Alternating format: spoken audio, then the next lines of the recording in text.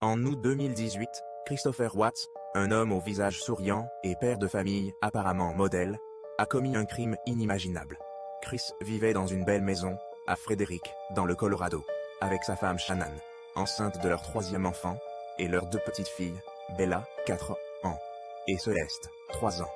Leur vie semblait parfaite. Shannan partageait régulièrement leur bonheur sur les réseaux sociaux. Mais derrière les photos de famille, leur mariage s'effritait. Chris voyait une autre femme en secret, et voulait commencer une nouvelle vie. Le 13 août de 2018, tout bascule. Shannan revient d'un voyage professionnel, à 2h du matin. Ce sera la dernière fois, elle est veuve sur Teddy. La qu'elle est vue, vivante. Quelques heures plus tard, Chris l'étrangle dans leur chambre, après une dispute sur leur relation. Mais il ne s'arrête pas là. Bella et Céleste, réveillées par les cris, voilà donc leur père transporter le corps de leur mère dans le camion familial.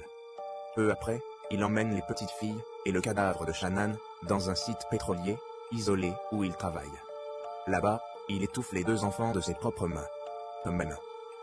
Chris enterre Shannan dans une tombe peu profonde, et jette les corps de ses filles, dans des réservoirs de pétrole. Quand Shannan est signalée disparue par une amie inquiète, Chris joue le rôle du mari éploré. Il supplie devant les caméras, Shannan, Bella, cessez, revenez à la maison. Mais les enquêteurs découvrent rapidement ses mensonges, grâce à son comportement étrange et aux technologies modernes. Sous pression, Chris finit par avouer son mobile. Il voulait une nouvelle vie avec sa maîtresse, sans responsabilité familiale. Aujourd'hui, Christopher Watts purge plusieurs peines de prison à perpétuité, sans possibilité de libération. L'affaire a choqué le monde entier, et reste un rappel terrifiant que les apparences peuvent cacher les pires atrocités.